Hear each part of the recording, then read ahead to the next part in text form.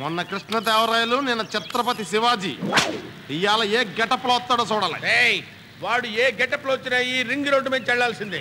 ఈ దెబ్బతో వాడు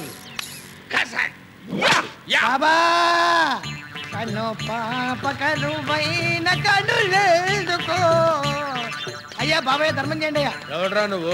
బాబాయ్ మేమే అడుక్కుంటుంటే బాబాయ్ మీరయ్యా. ఇద్దరిది రాది చెరో 25 రూపాయలు. ఇద్దరు కలిసిపోయా తెలుసా? తీసుకున్నా. I don't accept 5 rupees coins. Okay అన్నా ఈడో పొట్టోడేనా? అయ్యా పొట్టోనే అయ్యా. మరి ఈ మారువేషం ఎందుకు వచ్చావురా? దూరం నుంచి నేను మీకు కనబడితే మీరు ఎక్కడ తుప్పుకుని కాల్ చేస్తాను భయపడి అలా వేషం వేసుకొచ్చానయ్యా. అయ్యా మీకు సగం డబ్బులు ఇచ్చానయ్యా. మీరిద్దరే కలిసిపోయారు కాబట్టి మిగతా డబ్బులు ఇచ్చేస్తానయ్యా.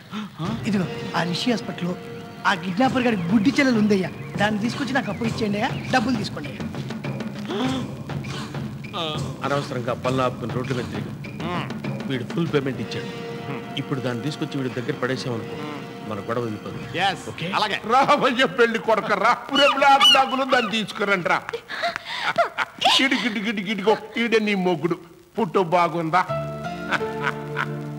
What dad what's happening here?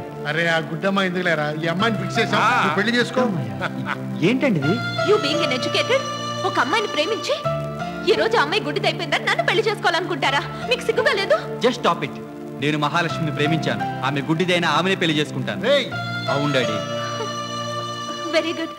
I'm sorry. హాస్పిటల్కి వెళ్దామా? పదండి వెళ్దాం. కమ్. ఆ పండ్రా రే. ఈ బాడి పట్రా. ఏంటండి దౌర్జన్యం? పట్రా.